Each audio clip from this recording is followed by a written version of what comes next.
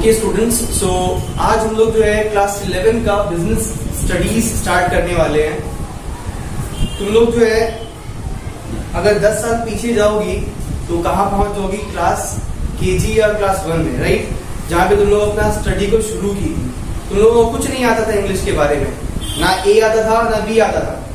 Class KG और 1 से तुम लोग का बेस बनना स्ट्रांग हुआ, राइट? सिमिलरली जो भी स्टूडेंट्स साइंस से अभी कॉमर्स में आए हैं वो लोग एक न्यू फ्रेशर की तरह हैं। उन लोगों को कॉमर्स का बहुत कम नॉलेज है, थोड़ा नॉलेज है। ऐसा नहीं कि कुछ नॉलेज नहीं है, क्योंकि कॉमर्स से तो हम लोग घिरे हुए हैं। हम लोग आए दिन कुछ ना कुछ खरीद बेच करते ही रहते हैं। और कॉमर्स तो उसी को बोला जाता है, कुछ खरीदना और कुछ बेचना, सेल करना, गिव एंड टेक, राइट? हम लोग अकाउंट्स में देखते थे ट्रांजैक्शन के बारे में। तो हम लोग बिजनेस स्टडीज को एकदम बेसिक से स्टार्ट करेंगे और इसका हम लोग जो है बेस को एकदम स्ट्रॉन्ग कर लेंगे। लाइक हम लोग जो स्टार्टिंग किए थे ए फॉर एप्पल और बी फॉर बॉल बोलना सीखे थे ना, वैसे आज हम लोग बी से बॉल नहीं, बी से बिजनेस स्टडीज बोलना सीखेंगे। ठीक है, इतना बेसिक से सिखाएंगे कि बिजनेस स्टडीज का पूरा चीज तुम लोगों को क्लियर हो जाएगा। ठीक है, और हर एक चीज का मेथड होता है सीखने का। जैसे हम लोग कुछ मैथ्स करते हैं, कंपाउंड इंटरेस्ट अगर किए, उसका मेथड्स होता है ना। कितना मेथड होता है? 2 मेथड होता है। एक डायरेक्टली फॉर्मूला के थ्रू निकल जाता है, एक लंबा प्रोसेस के थ्रू जाता है, निकाला जाता है कंपाउंड इंटरेस्ट। बट अगर तुमको इसके पीछे का कॉन्सेप्ट ही पता नहीं रहेगा तो क्या तुम मेथड को अप्लाई कर पाओगी कोई किसी चीज में? नहीं।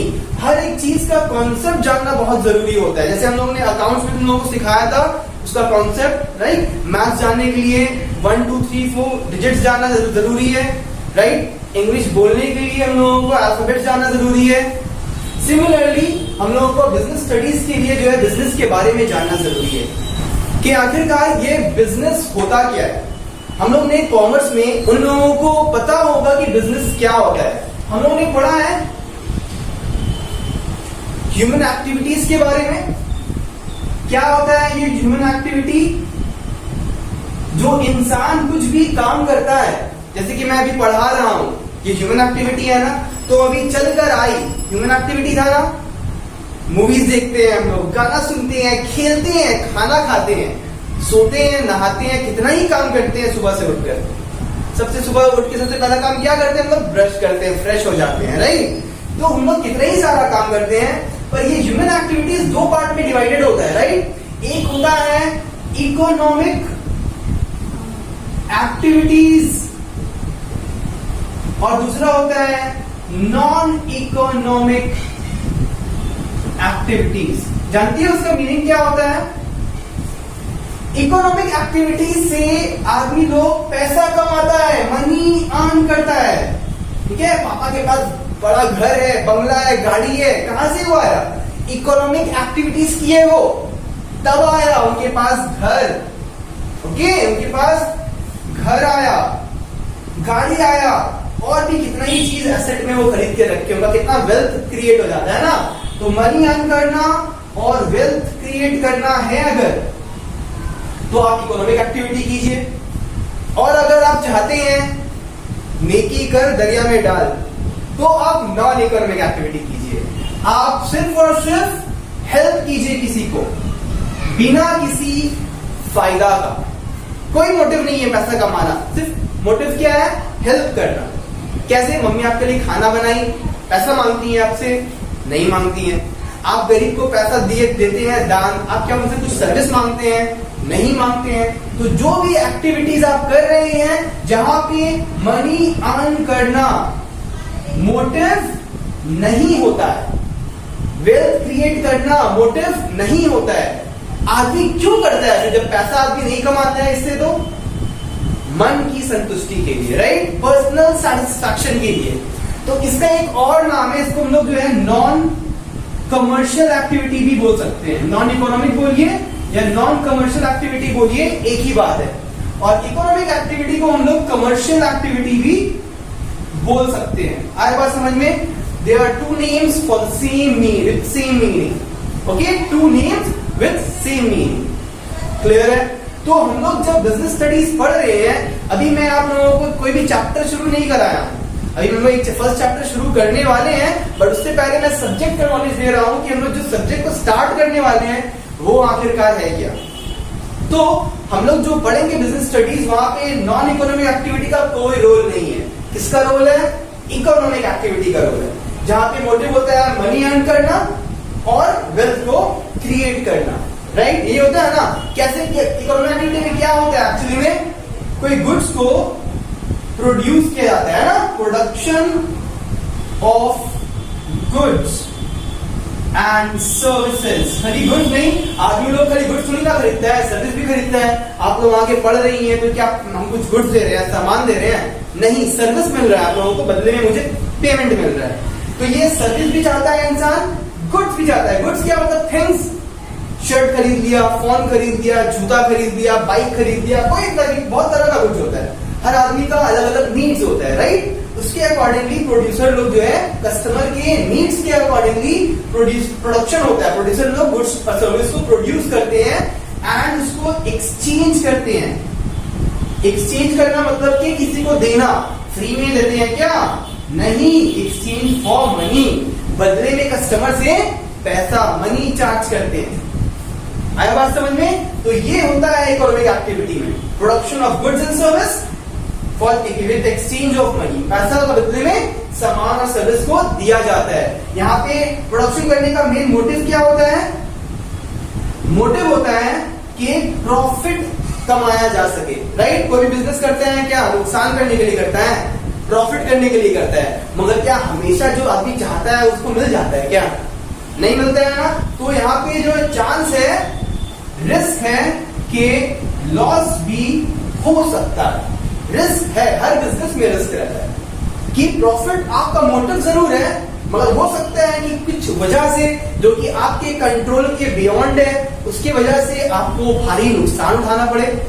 तो हम लोग जो ये सब्जेक्ट है बिजनेस स्टडीज, इसी चीज के बारे में सीखने वाले हैं कि किस तरीके से बिजनेस किया जाता है, कैसे पैसा कमाया जाता है, रिस्क को कैसे कम किया जाएगा अपना इकोनॉमिक एक्टिविटीज को करते वक्त। तो हम लोग जो चैप्टर शुरू करने वाले हैं उस चैप्टर का नाम है बिजनेस एनवायरनमेंट। अगर हम लोग ये दोनों टर्म को सेपरेटली पढ़ें तो बिजनेस अलग हो जाएगा, एनवायरनमेंट अलग हो जाएगा।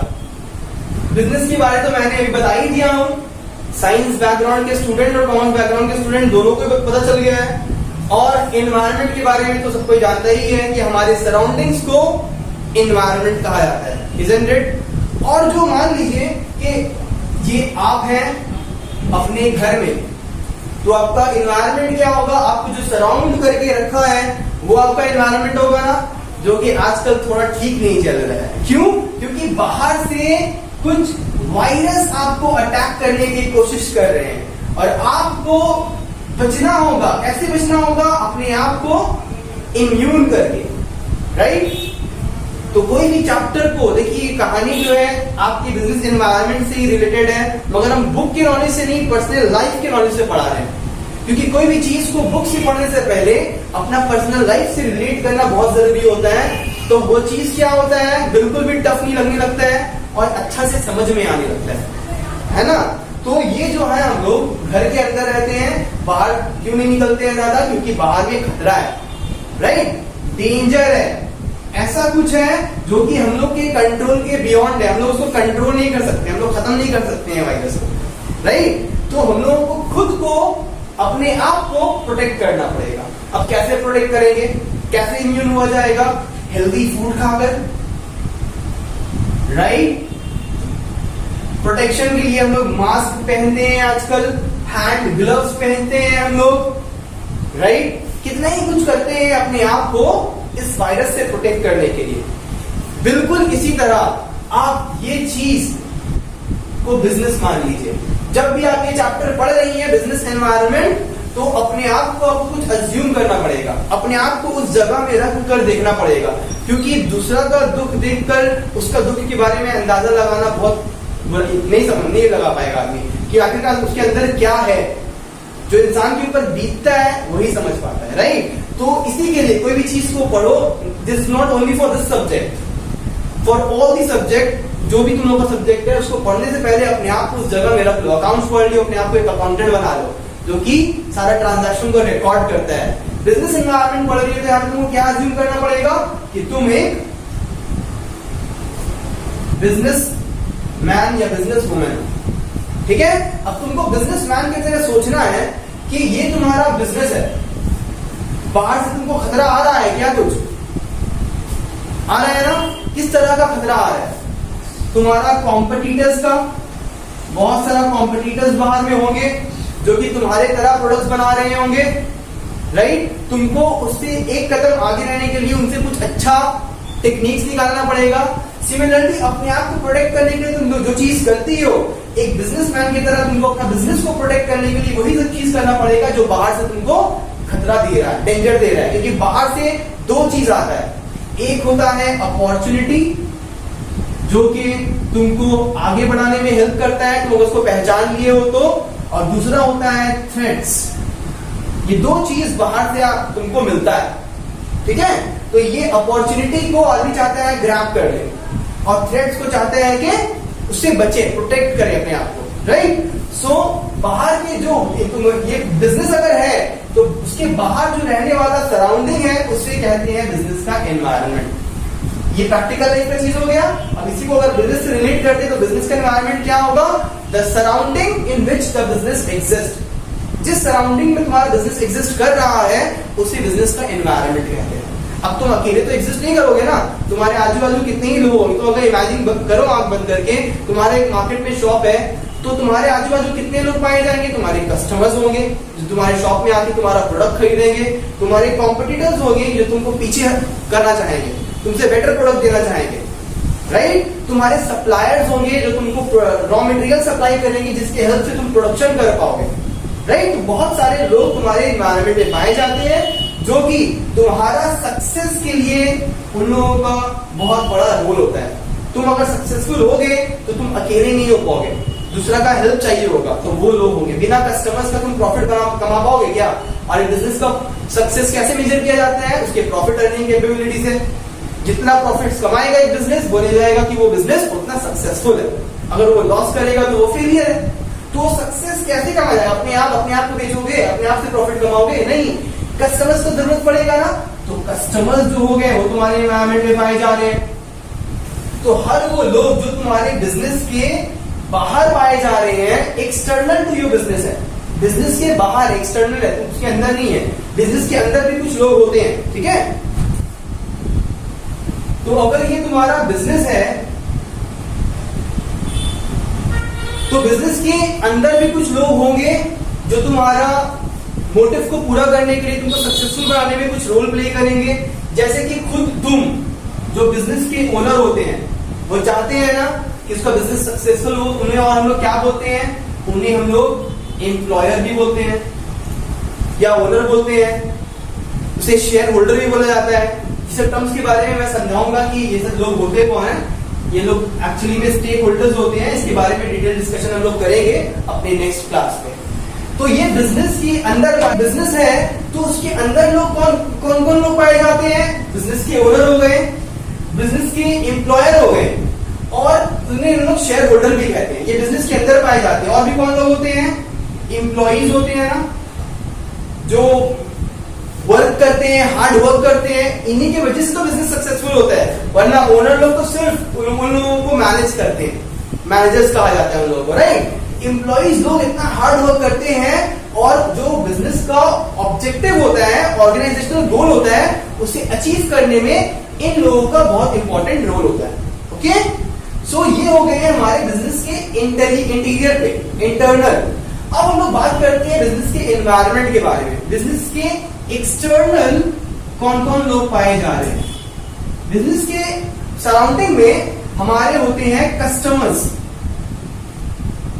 कस्टमर्स कौन होते हैं? जो हम लोगों का प्रोडक्ट को परचेज करते हैं। जो भी चीज हम लोग प्रोड्यूस कर रहे हैं उसे कस्टमर्स ही परचेज करते हैं। अब वो लोग कौन सा प्रोडक्ट को परचेज, अब सवाल उठता है कि कस्टमर्स लोग, ये बिजनेस क्यों एग्जिस्ट कर रहा है? कस्टमर को सेटिस्फाई करने के लिए।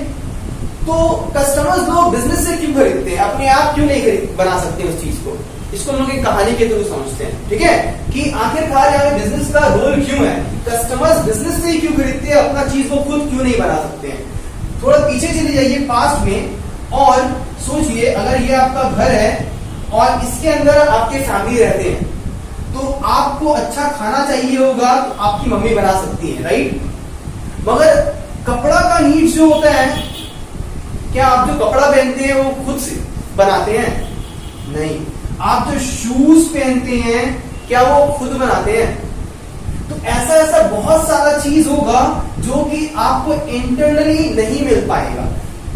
इंटरनली हर एक चीज अपने आप को सेटिस्फाई करना, अपना हर एक नीड्स को एक इंसान के लिए वो पॉसिबल नहीं होता है। उसको दूसरा का जरूरत जरूर पड़ता है, इसी के लिए वो बाहर जाता है। एक्सटर्नल जाकर के वो जो कपड़ा पसंद आए खरीद लिया, जो शूज पसंद आया खरीद लिया, कुछ और खाना है, पिज्जा खाना है, बहुत लोगों को अच्छा लगता है, आप घर में तो नहीं सब चीज बना सकते हैं ना। तो एक इंसान अपना सब नीड्स इंटरनली पूरा नहीं कर पाता है, उसे एक्सटर्नल जाना ही पड़ेगा। Okay, because we are social beings, अकेले नहीं रह सकते हैं, दूसरे का हेल्प चाहिए होगा, इसी के लिए हम फ्रेंड्स बनाते हैं, राइट। सिमिलरली हम लोगों को अपना नीड्स खुद से पूरा नहीं कर पाते हैं तो लोग बाहर जाते हैं। सिमिलरली बिजनेस अपने आप में सक्सेसफुल नहीं बन सकता है, उसे बाहर के लोगों को लेकर चलना पड़ेगा। अगर अपने आप ही बिजनेस कर सकते हैं तो एक आदमी अपने आप बिजनेस खोलता, अंदर में बनाता, खुद ही खाता और अपने आप को पेमेंट करता और रिच हो जाता। मगर ऐसा तो होगा नहीं जब तक कि वो बाहर के लोगों से इंटरैक्ट ना करे। तो अपने कस्टमर से वो इंटरैक्ट करते हैं ताकि उन लोगों को प्रॉफिट्स हो सके। और कस्टमर्स उनका प्रोडक्ट कब खरीदेंगे? जब वो प्रोडक्ट उसके नीड्स की अकॉर्डिंगली बनेगा, उसके टेस्ट के अकॉर्डिंगली बनेगा।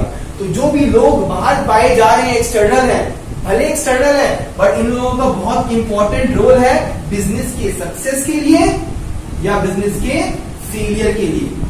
ओके, ये होते हैं एक्सटर्नल, होते हैं बिजनेस के बाहर होते हैं, मगर और बिजनेस के कंट्रोल में नहीं आते। आप कस्टमर्स को फोर्सफुली नहीं बोल सकते हैं कि आपको मेरा प्रोडक्ट ही खरीदना पड़ेगा, ठीक है। आप कॉम्पिटिटर्स को नहीं बोल सकते हैं कि आप जाइए, आप भी उनसे कॉम्पीट कर रहे हैं, नहीं। तो हर एक लोग जो बाहर पाए जा रहे हैं, जिनका आप उनको कंट्रोल नहीं कर पा रहे, पर इन लोगों का एक सिग्निफिकेंट रोल है, बहुत इंपॉर्टेंट रोल है आपके सक्सेस या आपके फेलियर के लिए। ये लोग चाहे तो आपको सक्सेसफुल बना सकते हैं, उठा सकते हैं, वही लोग चाहे तो आपको डुबा भी सकते हैं, फेलियर बना सकते हैं। तो अभी हम लोगों ने बात किया कस्टमर्स के बारे में। और कौन होते हैं? दूसरे होते हैं हमारे कॉम्पिटिटर्स। जानती हो कॉम्पिटिटर्स कौन होते हैं? जो तुमसे फाइट करते हैं, लड़ते हैं, क्योंकि मतलब कि फिजिकली नहीं, बोल के नहीं, वो आपको हराना चाहते हैं फाइनेंशियली, वो लोग उठना चाहते हैं। तो एक बिजनेस को प्रोटेक्ट करने के लिए कोई बाहर वाला आएगा क्या? एक इमेजिन करो एक सिचुएशन कि तुम पिकनिक में गई हो, कभी गई हो पिकनिक पे, राइट? सब कोई जाता है, छोटा मोटा तो पिकनिक हो ही जाता है फैमिली के साथ या फ्रेंड्स के साथ। अब मान लो कि वेदर जो है वो थोड़ा खराब हो गया है, ठीक है, बारिश होने का संभावना है। अब तुम अपने आप को प्रोटेक्ट करने के लिए क्या करोगी? अपनी छत के ऊपर, सर के ऊपर एक क्या पकड़ लोगी? अम्ब्रेला। जैसे मैं अभी आ रहा था तो थोड़ा मौसम बिगड़ गया, तो मैं अपने आप को प्रोटेक्ट करने के लिए एक अम्ब्रेला ले आया। तो ये अम्ब्रेला मुझे खुद पकड़ना पड़ेगा कि बाहर के कोई लोग बोलेंगे भाई आइए मैं आपके लिए अम्ब्रेला पकड़ देता हूँ? हाँ? नहीं पकड़ लेते हैं, भीग जाते क्या तुमको बचा लेते हैं? कॉम्पिटिटर्स आएगा क्या? हाँ, आपके बिजनेस को चलिए सक्सेसफुल बना देते हैं। मेरे बारे में मत सोचिए, हम जो फरिश्ता है ठीक है, हम डूब जाएंगे कोई प्रॉब्लम नहीं है, मगर आपको उठा के रहेंगे। ऐसा कोई करता है क्या? अपने आप को प्रोटेक्ट करने के लिए सेल्फ इंडिपेंडेंट होना पड़ेगा। तो सिमिलरली एक बिजनेस को प्रोटेक्ट करने के लिए एक बिजनेसमैन को ही कुछ स्ट्रैटेजीज बनाना पड़ेगा, एक स्ट्रॉन्ग स्ट्रैटेजी बनाना पड़ेगा जिससे ये कॉम्पिटिटर्स को टफ कंपटीशन दे सके, ये कॉम्पिटिटर्स को हरा सके, राइट? ये कॉम्पिटिटर्स खुद से तो हारने वाला है नहीं, ठीक है। तो उसको अपना स्ट्रैटेजीज को चेंज करना पड़ेगा। कॉम्पिटिटर्स जिस तरीके का प्रोडक्ट दे रहे हैं उनको अपना प्रोडक्ट का क्वालिटी को और इंप्रूव करना पड़ेगा, राइट? सो और ताकि उनको जो है वो डिफीट कर सके, बीट कर सके और खुद सक्सेसफुल बन सके, ठीक है। क्योंकि हर एक बिजनेसमैन का यही मोटिव होता है कि बिजनेस को बढ़ाना है, ग्रो करना है। किसी का ये मोटिव नहीं होता है कि भाई थोड़ा देर चलाते हैं, देखेंगे खतरा आ रहा है, बिजनेस को बंद करके बैठ जाएंगे, हार मान लेंगे। कोई हार मानने मानता है क्या?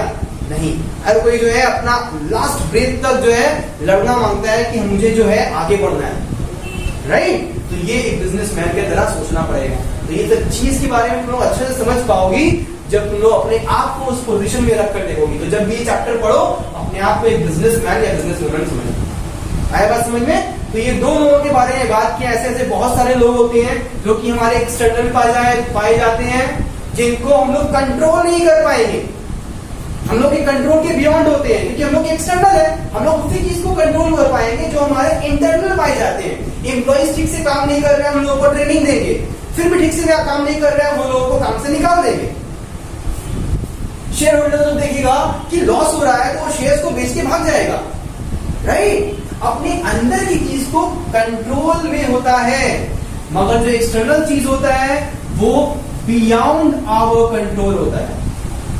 It is not under our control, क्योंकि ये बाहर है, ठीक है। बारिश आ रहा है, तुम क्या उसको रोक दोगे? पावर से, सुपर नेचुरल पावर है क्या? वो गिर के रहेगा तुम्हारे ऊपर। तुमको खुद को प्रोटेक्ट करना पड़ेगा, खुद को किसी स्ट्रैटेजी के थ्रू प्रोटेक्ट करना पड़ेगा। बाहर से जो चीज आता है वो मेरे कंट्रोल के बियॉन्ड होता है। बुखार आने वाला है, वायरस आने वाला है, वो हम लोग को खुद प्रोटेक्शन देके घूमते हैं, राइट। सैनिटाइजर्स यूज करते हैं, मास्क यूज करते हैं, क्यों? ताकि वो मुझे टच ना कर सके, मुझे डिफीट ना कर सके, मैं उसे डिफीट कर दूं, ठीक है। तो अपने आप को खुद प्रोटेक्ट करना पड़ेगा कॉम्पिटिटर्स लोगों से। समझ में आगे कॉम्पिटिटर्स कौन होते हैं? हर एक लोग बाहर पाए जा रहे हैं ना, मेरे कंट्रोल के बियॉन्ड है ना, मगर इन लोगों का बहुत इंपॉर्टेंट रोल है मेरे सक्सेस या मेरे फेलियर के लिए। ये लोग चाहे तो मुझे उठा दे, ये लोग चाहे तो मुझे गिरा दे। और कौन लोग होते हैं भाई बाहर पाए जाते हैं? जो हमारे हो गए सप्लायर्स। पता है सप्लायर्स कौन होते हैं? जो हमारे रॉ मटेरियल्स प्रोवाइड करते हैं। जैसे मैंने कहा बिजनेस में क्या होता है, गुड्स या सर्विस को प्रोड्यूस किया जाता है। किस तरह का गुड्स पता है? Economic goods. दो तरह का गुड्स होता है, economic goods and non economic goods. Economic goods वो होता है जिसे बेच के हम लोग पैसा कमा सकते हैं। जैसे कि ये मार्कर, ये इकोनॉमिक गुड है, इसको मैंने खरीदा है, चोरी नहीं किया, फ्री में किसी ने नहीं दिया मुझे, ठीक है। और नॉन इकोनॉमिक गुड्स क्या होता है? जिसे फ्री में, जो फ्री में मिलता है। कोई ऐसा चीज बताओ हमको जो तुम लोगों को फ्री में मिलता है? कुछ है नॉन इकोनॉमिक गुड्स जो फ्री में मिलता है? बहुत इंपॉर्टेंट चीज है जिसके वजह से तुम लोग जिंदा हो। ऑक्सीजन। पैसा देती हो क्या? नहीं ना। तो ऐसा चीज है जो कि हम लोगों को फ्री में मिलता है।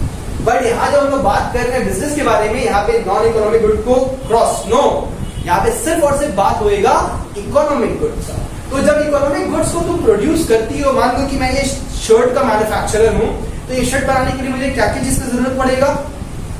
मुझे क्लोथ का जरूरत पड़ेगा रॉ मटेरियल की तरह, मुझे बटन्स चाहिए होगा, मुझे थ्रेड्स चाहिए होगा, और सबसे इंपॉर्टेंट चीज लेबर चाहिए होगा, मशीन चाहिए होगा जिसके थ्रू ये काम चलेगा, सीजर्स चाहिए होगा काटने के लिए। कितना ही चीज चाहिए होता है। हर वो चीज हम क्या खुद प्रोड्यूस करेंगे? हम तो सिर्फ शर्ट का प्रोड्यूसर है ना, कपड़ा भी मैं ही प्रोड्यूस करूं, कैंची भी मैं ही प्रोड्यूस करूं, बटन भी मैं ही प्रोड्यूस करूं क्या? नहीं, मुझे जरूरत पड़ेगा किसी का। जो क्या बिजनेस के अंदर पाए जा रहे हैं? नहीं, मेरे बाहर पाए जा रहे हैं। वो सिर्फ मुझे ही नहीं बल्कि कई मेरे जैसे कई लोग हैं जिनको वो रॉ मटेरियल सप्लाई करते हैं। तो वो होते हैं सप्लायर, जो हम लोगों को रॉ मटेरियल का सप्लाई देते हैं। अगर ये लोग रॉ मटेरियल देना बंद कर दे तो पता क्या होगा? हम लोगों का प्रोडक्शन का प्रोसेस जो है वो इंटरप्ट हो जाएगा, बंद हो जाएगा, हम लोग और प्रोड्यूस नहीं कर पाएंगे, क्लोज डाउन करना पड़ेगा। अगर सप्लायर सप्लाई ना करे रॉ मटेरियल टाइम पे तो मेरा बिजनेस स्मूथली चल नहीं पाएगा, क्योंकि अगर रॉ मटेरियल नहीं प्रोवाइड होगा, प्रोडक्शन नहीं होगा तो हम लोग कस्टमर्स तक पहुंचाएंगे क्या? जो भी डिमांड होगा मार्केट में हम लोग सप्लाई नहीं कर पाएंगे, ठीक है। तो वो होते हैं सप्लायर, जो कि हम लोग के बियॉन्ड होते हैं, एक्सटर्नल होते हैं, हम लोग के कंट्रोल में नहीं है, बाहर है, अपने मन की मर्जी के अकॉर्डिंगली काम करते हैं। हम लोग उनको पेमेंट जब तक कर रहे हैं तब तक मुझे वो रॉ मटेरियल देंगे। एक बार पेमेंट करना बंद हुआ, रॉ मटेरियल सप्लाई करना बंद हो जाएगा उनका। तो बियॉन्ड दी कंट्रोल में ना हमारे, मगर हम लोग के सक्सेस या फेलियर के लिए रिस्पॉन्सिबल है कि नहीं है ना। तो हर वो लोग जो बिजनेस के बाहर पाए जाते हैं, एक्सटर्नल होते हैं, हम लोग के कंट्रोल के बियॉन्ड होते हैं, मगर उनका बहुत ही अहम रोल होता है, सिग्निफिकेंट रोल होता है हमारे सक्सेस या हमारे फेलियर के लिए। उन लोगों के बिना हम लोग बिजनेस को स्मूथली कंडक्ट नहीं कर सकते। आ रहा समझ में?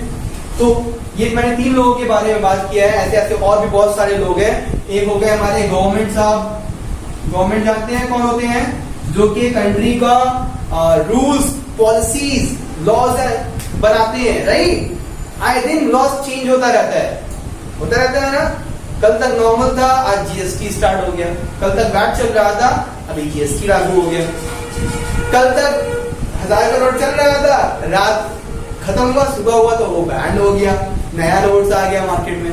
आए दिन कुछ ना कुछ नया रूल्स निकालना ये काम है गवर्नमेंट का, और इसके फॉलो करने का काम किसका है, आम जनता का, नॉर्मल पब्लिक का। तो ये बिजनेसमैन भी तो भी सोसाइटी में पाए जाते हैं, तो ये इन लोगों को भी लॉ फॉलो करना पड़ेगा ना, कि गवर्नमेंट इन लोगों के लिए कुछ अलग से लॉ बनाएगी, वही लॉ इन लोगों के लिए भी रहेगा ना। तो गवर्नमेंट का लॉ को लेकर चलना पड़ेगा। अगर लॉ को वो लोग अवॉइड ना करें तो क्या हो सकता है, गवर्नमेंट का टफ कार्रवाई किया जाएगा, उन लोगों को पेनल्टी पे किया जाएगा, फाइन पे किया जाएगा, राइट। तो ये लॉज जो बनता है सब लोगों के लिए बनता है, ठीक है। तो ये भी बियॉन्ड है ना, हमारे कंट्रोल के बियॉन्ड है ना, एक्सटर्नल है ना। मगर अगर इनका रूल को लोग फॉलो नहीं करे तो बिजनेस को फेल करवा सकते हैं ना। अगर सही से चले तो सक्सेसफुल बन सकते हैं ना। तो हर वो लोग जो हम लोग के एक्सटर्नल है, पर हम लोगों के फंक्शनिंग में बहुत इंपॉर्टेंट रोल है हम लोगों का, ठीक है। हम लोगों को कंट्रोल नहीं कर सकते हैं, वही होते हैं हमारे बिजनेस एनवायरनमेंट के लोग, ठीक है। वही होते हैं the factors, the forces and the institutions, ठीक है। 3 वर्ड्स पढ़े थे ना। फोर्सेस का मतलब क्या होता है, फिजिक्स में पढ़े होंगे फोर्स, कुछ चीजें धक्का लगाना। हम लोग को गेट खोलना होता है तो खींचना पड़ता है, फोर्स लगाना पड़ता है। किसी चीज को पुश करने के लिए फोर्स लगाना पड़ता है। तो यही है, फोर्स दिखता नहीं है, तो ये लोग का एक्टिविटीज दिख नहीं रहा है, पर आपको अफेक्ट कर रहा है। इंस्टीट्यूशन क्या हो गया, ये गवर्नमेंट जो है इंस्टीट्यूशन है, ठीक है। तो all forces, factors and institution which is external to our business and which is beyond our control, beyond the control of one businessman. एक बिजनेसमैन के कंट्रोल में नहीं आते हैं वो, but they put a significant influence in our activities. They can be responsible for our success, they can be responsible for our failure. Okay? So this is called business environment. तो मैंने जो अभी आप लोगों को बेसिक सिखाया है कि बिजनेस एनवायरनमेंट होता क्या है, तो आई होप बिजनेस एनवायरनमेंट का पूरा मीनिंग जो है क्लियर हो गया होगा। तो फिर मैं जाऊंगा उसके फीचर्स की तरफ और उसका इंपॉर्टेंस क्या होता है कि अगर कोई बिजनेसमैन अपने बिजनेस एनवायरनमेंट को पकड़ के चल रहा है, समझ के चल रहा है, तो उसको क्या फायदा होगा, और जो अपने बिजनेस एनवायरनमेंट को नहीं समझ के चल रहा है तो उसे क्या नुकसान हो सकता है, ठीक है। तो बिजनेस एनवायरनमेंट को समझने के लिए बिजनेसमैन को कुछ करना पड़ता है। पता है क्या करना पड़ता है, एनवायरमेंटल स्कैनिंग करना पड़ता है। तो इस टर्म के बारे में हम लोग सीखेंगे। स्टूडेंट्स, जिस तरीके से ये चैप्टर का कॉन्सेप्ट आप लोगों के लिए क्लियर हो रहा है, आने वाला हर एक चैप्टर का कॉन्सेप्ट मैं इसी तरीके से आप लोगों के लिए एकदम क्रिस्टल क्लियर कर दूंगा। फिर चाहे वो बिजनेस स्टडीज़ हो, अकाउंट्स हो, मैथ्स हो, इंग्लिश हो, इकोनॉमिक्स हो, कॉमर्स हो, जो भी सब्जेक्ट हो, आपके लिए हर एक चैप्टर, हर एक सब्जेक्ट इसी तरीके से ईजी बनने वाला है। ओके, सो स्टूडेंट्स, हम लोग ने बिजनेस एनवायरनमेंट का मीनिंग देख लिया, उसकी एक्सटर्नल कौन कौन लोग पाए जा रहे हैं वो देख लिया, किस तरीके से वो इन्फ्लुएंस कर रहे हैं हमारे बिजनेस को वो भी देख लिया, उन लोग की वजह से कैसे हमारा बिजनेस सक्सेस बन सकता है और कैसे फेलियर बन सकता है वो भी देख लिया। अब देखना पड़ेगा हम लोगों को एक बिजनेसमैन के नजरिया से कि हम लोग को जब बिजनेस को चलाना है, एक एनवायरनमेंट में एग्जिस्ट करना है, तो वो एनवायरनमेंट को स्कैन करता रहना पड़ेगा। स्कैन का मतलब क्या होता है, जब ये वर्ड सुनते हैं स्कैन, तो अपना एनवायरनमेंट को स्कैन करना पड़ेगा। इससे मीनिंग क्या होता है, complete awareness and understanding of the business environment. आपको अपना बिजनेस एनवायरनमेंट से कंप्लीटली अवेयर रहना पड़ेगा कि उसमें क्या चेंजेस आ रहा है, क्या नया चीज होने वाला है। अगर आप उसको अंडरस्टैंड कर लिए, समझ गए, आप अपने बिजनेस एनवायरनमेंट को अगर समझ गए तो वो आपको सक्सेसफुल बना सकता है। अगर आप उसको अंडरस्टैंड करने में देर कर दिए या नहीं समझ पाए तो वो आपका फेलियर का रीजन भी बन सकता है। इसे हम लोग जो है एक एग्जाम्पल के थ्रू समझेंगे कि इसको स्कैन करना, एनवायरनमेंट को समझना इतना जरूरी क्यों होता है। तो आओ देखते हैं, जैसे कि मैंने कहा कि एक बिजनेस के बाहर से दो चीज हमारे तरफ आता है। एक जो आता है वो पॉजिटिव चीज होता है जिसको हम लोग बोलते हैं अपॉर्चुनिटी, राइट। अपॉर्चुनिटी क्या होता है, जो कि एक्सटर्नल बाहर से आता है। अगर आप अपने इन्वायरमेंट को समझ गए, वो इन्वायरमेंट अपॉर्चुनिटी को अंडरस्टैंड कर लिए, तो आप क्या करिएगा, वो अपॉर्चुनिटी को ग्रैब। हर इंसान चाहता है कि अपॉर्चुनिटी को जाने ना दे। और दूसरा चीज भी आपकी तरफ आता है बाहर से, वो क्या होता है, थ्रेट्स होता है। थ्रेट्स जो है नेगेटिव चीज होता है जो आपको चोट पहुंचा सकता है। आपकी तरफ तेजी से एक बॉल आ रहा है क्रिकेट खेलते थे, तो क्या अपॉर्चुनिटी है कि थ्रेट है, डिपेंड करता है कि आप गेम खेल रहे हैं कि नहीं खेल रहे हैं। अगर गेम खेल रहे हैं तो आपके लिए अपॉर्चुनिटी, आप कैच कीजिएगा तो प्लेयर आउट हो जाएगा। और आप अगर गेम में नहीं है, आप चल के जा रहे हैं, आप लग गया, तो आपके लिए थ्रेट का तरह काम करेगा, राइट।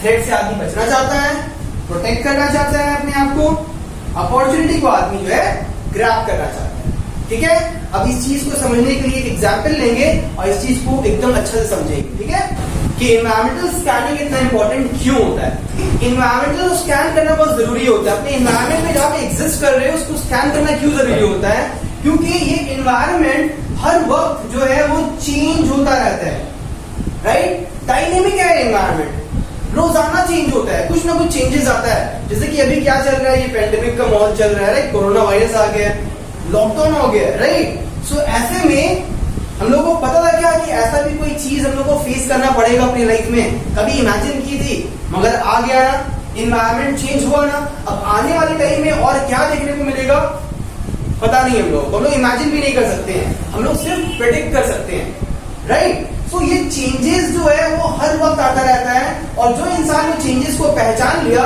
तो वो उसका फायदा उठा सकता है, उसका अपॉर्चुनिटी उठा सकता है, राइट। क्योंकि मान लो कि ये लॉकडाउन, ये जो आया है कोरोना वायरस, यहाँ पे सबसे ज्यादा फायदा किसको हुआ है, चाइना वाले लोग को। वही लोग तो क्रिएट किया है, राइट, हम लोग का अकॉर्डिंगली, न्यूज के अकॉर्डिंगली।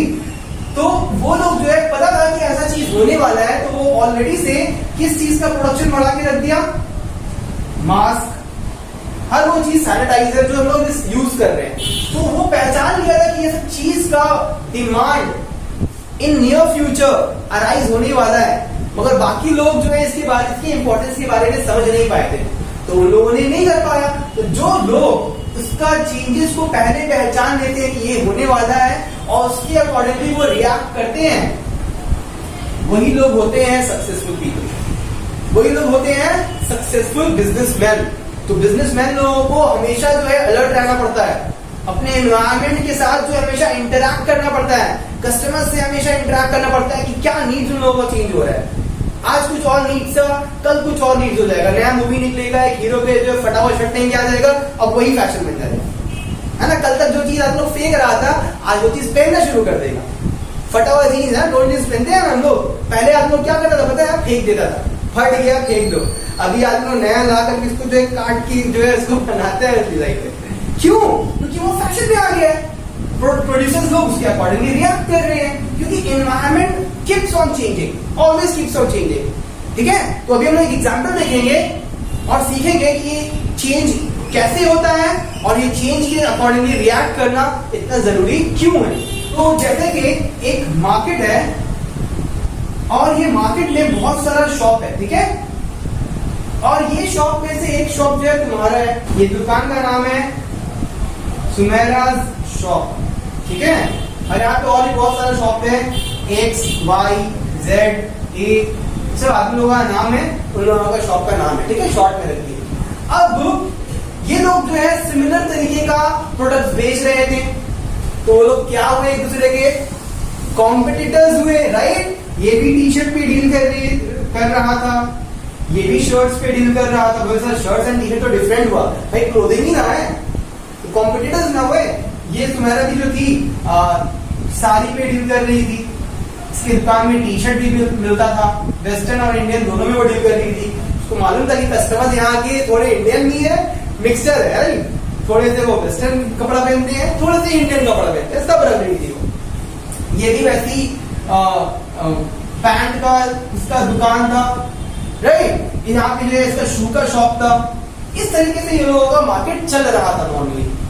आने वाले टाइम में क्या हुआ, इन्वायरमेंट तो भैया ऊपर से देख रहा था सब चीज, बहुत अच्छे से बिजनेस चला रहे हो, चला लो कितने दिन तक, कुछ चेंज आने वाला है। क्या आने वाला है, आईपीएल आने वाला है। जब भी आईपीएल आने वाला रहता है तो माइंड में एक ट्यून बजना शुरू हो जाता है, आईपीएल आ गया, क्या म्यूजिक रहता है उसका।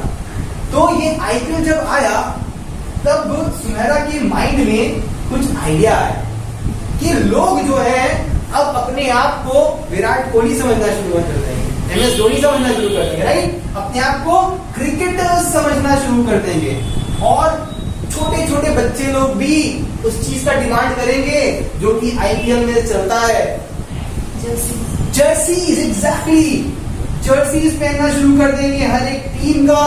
वो लोग जो है sporty items like cricket, bat and ball, ठीक है, ये सब ग्लव, जो भी क्रिकेटर यूज करता है वो सब चीज का डिमांड अराइज होने वाला है। ये और कोई नहीं पहचान पाया। कौन पहचाना? मेरी स्टूडेंट पहचानी, ठीक है, इसका शौक था। अब वो क्या थी कि फिलहाल के लिए ये सब प्रोडक्ट का प्रोडक्शन या फिर किसी होलसेलर से अगर लेती थी तो लेना बंद कर दी। क्यों पता है? क्योंकि अपने दुकान को अब वो कौन से स्टॉक से भरने लगी? ये सारा स्टॉक जिसका नियर फ्यूचर में डिमांड अराइज होने वाला है। नियर फ्यूचर में डिमांड अराइज होने वाला है। सॉफ्टवेयरली ये लोग देख रहे हैं, लोग उतना नोटिस नहीं किया क्या अनाप शनाप काम कर रही है, जो जिसमें डील नहीं कर रही है उसको छोड़ करके अपना लाइन चेंज कर रही है। समझ नहीं पाया कि IPL आने वाला है इसलिए कर रही है वो, मगर इसके दिमाग में तो एक कुछ और ही प्लान था। बहुत स्मार्ट बिजनेस था, ठीक है। अब जब कस्टमर लोग मार्केट में आने लगा, बहुत सारा कस्टमर्स लोग, वो लोग ये शॉप में एंटर किया, कुछ अच्छा समझ में नहीं आया, हुआ तो 1-2 पेयर्स ऑफ शू खरीद लिया। ये लोग जो है यहाँ पे आया, नॉर्मल सा पैंट तो हमेशा ऐसे ही पहनते हैं।